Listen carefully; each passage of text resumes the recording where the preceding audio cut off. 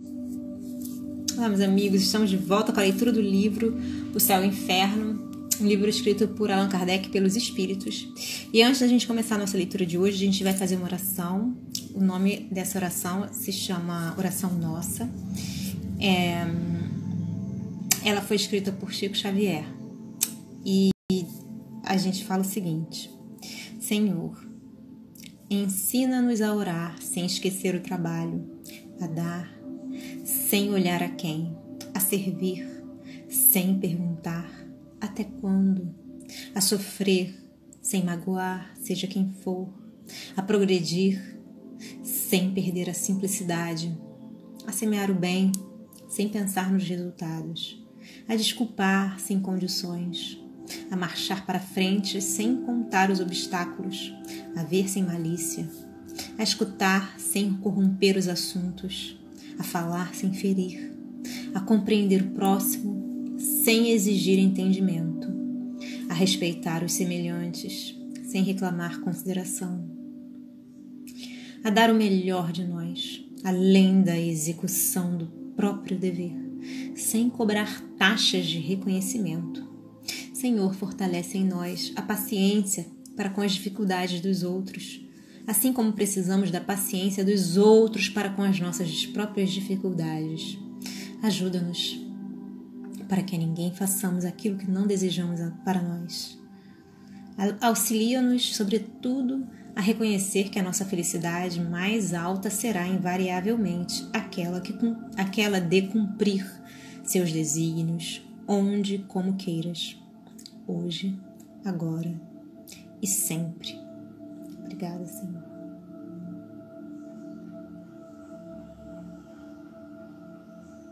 Bom, gente, então a gente volta na nossa leitura. Hoje a gente vai falar sobre Antônio B. Ele foi enterrado vivo e ele recebeu a pena de talião. Antônio B., escritor de estimadíssimo merecimento, que exercera com distinção e integridade muitos cargos públicos na Lombardia pelo ano de 1850, caiu aparentemente morto de um ataque apoplético. Como algumas vezes sucede em casos tais, a sua morte foi considerada real, concorrendo ainda mais para o engano os vestígios da decomposição assinalados no corpo. 15 dias depois do enterro, uma circunstância fortuita determinou a exumação, a pedido da família. Tratava-se de um medalhão, por acaso, esquecido no caixão, qual não foi, porém, o espanto dos assistentes quando, ao abrir este, notaram que o corpo havia mudado de posição, voltando-se de bruços e, coisa horrível, que uma das mãos havia sido comida, em parte, pelo defunto. Ficou então patente que o infeliz Antônio B. fora enterrado vivo e deveria ter sucumbido sob a ação do desespero e da fome, evocado na Sociedade de Paris, em agosto de 1861, a pedido de parentes. Deu as seguintes explicações. Essa foi a evocação. E aí a resposta do espírito foi a seguinte: que quereis? E a pergunta do médium foi a seguinte: a pedido de um vosso parente, nós vos evocamos com prazer e seremos felizes se quiserdes responder-nos. Ele diz: sim, desejo fazê-lo. E aí os médiuns perguntam: lembrai-vos dos incidentes da vossa morte? E aí o espírito responde: certamente que me lembro. Mas por que avivar essa lembrança do castigo?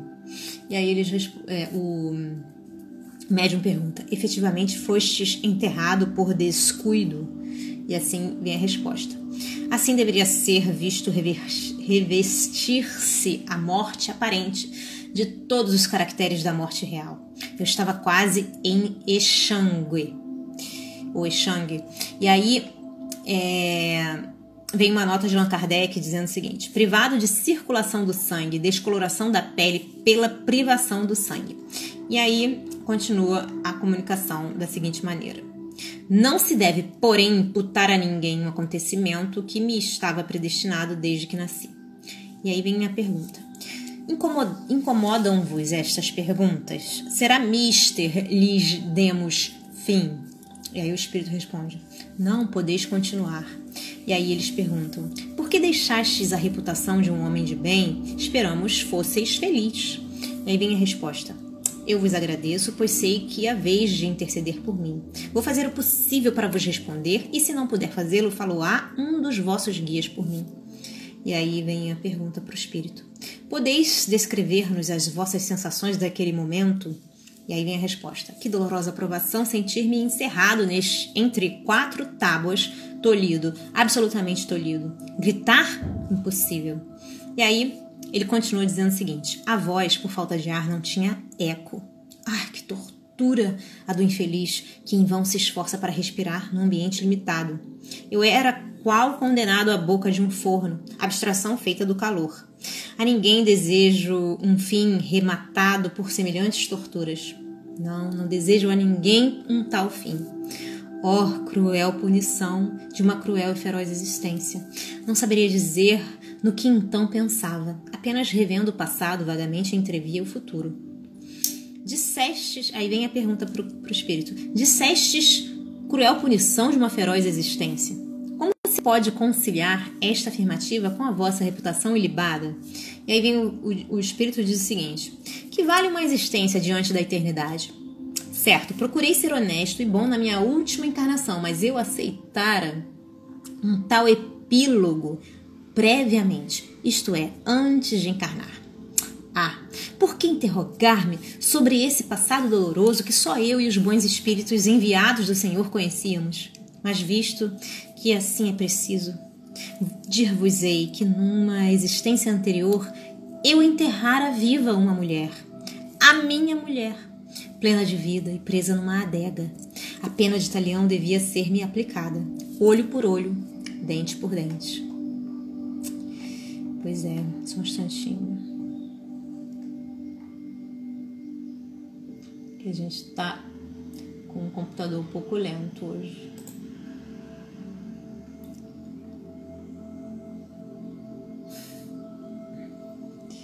Só um momento.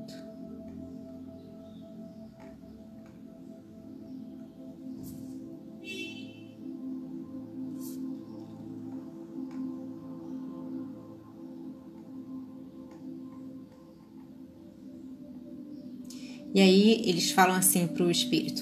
Agradecemos essas respostas e pedimos a Deus, vos perdoe o passado em atenção ao mérito da vossa última encarnação. E aí o espírito responde, voltarei mais tarde, mas não obstante o espírito Erasto completará esta minha comunicação. E aí vem as instruções do guia do médium. Por essa comunicação podeis inferir a correlatividade e dependência imediata das vossas existências entre si. As tribulações, as vicissitudes, as dificuldades e dores humanas são sempre as consequências de uma vida anterior, culposa ou mal aproveitada. Devo, todavia, dizer-vos que desfechos como este de Antônio B. são raros, visto como, se de tal modo terminou uma existência correta, foi por tê-lo solicitado ele próprio, com o fito de abreviar sua erraticidade e atingir mais rápido as esferas superiores. Efetivamente, depois de um período de perturbação e sofrimento moral inerente à expiação do hediondo crime, ser-lhe-á perdoado este, e ele se alçará a um mundo melhor, onde o espera a vítima que há muito lhe perdoou. Aproveitai este exemplo cruel, queridos espíritas, a fim de suportardes com paciência os sofrimentos morais e físicos, todas as pequenas misérias da terra. E aí vem uma pergunta para o espírito do guia, o espírito guia, né? Vem uma pergunta para o espírito guia do médium. Que proveito pode a humanidade auferir de semelhantes punições? E aí o espírito responde, as penas não existem para desenvolver a humanidade, porém, para punição dos que erram. De fato, a humanidade não pode ter interesse algum no sofrimento de um dos seus membros. Nesse caso, a punição foi apropriada à falta. Por que a loucos, idiotas, paralíticos? Por que morrem estes queimados, enquanto que aqueles padecem as torturas de longa agonia entre a vida e a morte? Ah, crede-me, respeitai a soberana vontade e não procureis sondar a razão dos decretos da providência. Deus é justo e só faz o bem. Assinado, Espírito de Erasto. E aí vem um texto de Allan Kardec dizendo o seguinte, este fato não encerra um ensinamento terrível? A justiça de Deus, às vezes tardia, nem por isso deixa de atingir o culpado, prosseguindo em seu aviso. É altamente moralizador o saber-se que, se grandes culpados acabam pacificamente na abundância de bens terrenos, nem por isso deixará de soar cedo ou tarde para eles a hora da expiação. Penas tais são compreensíveis, não só por estarem mais ou menos ao alcance das nossas vistas, como por serem lógicas. Cremos porque a razão admite. Uma existência honrosa não exclui, portanto, as provações da vida, que são escolhidas e aceitas como complemento de expiação. O restante do pagamento de uma dívida saldada antes de receber o preço do progresso realizado. Considerando quanto nos séculos passados eram frequentes, mesmo nas classes mais elevadas e esclarecidas, os atos de barbaria que hoje repugnam, quantos assassínios cometidos nesses tempos de menosprezo pela vida de outrem, esmagado o fraco pelos poderosos sem escrúpulo. Então compreenderemos que muitos dos nossos contemporâneos têm de expungir máculas passadas e tampouco nos admiraremos do número considerável de pessoas que sucumbem vitimadas por acidentes isolados ou por catástrofes coletivas. O despotismo, o fanatismo, a ignorância e os prejuízos da Idade Média e dos séculos que se seguiram legaram às gerações futuras uma dívida enorme que ainda não está saldada. Muitas desgraças nos parecem imerecidas somente porque apenas vemos o presente. Bom, gente, ficamos por aqui por hoje. Espero que vocês estejam gostando dessa leitura tanto quanto eu. Um grande beijo a todos.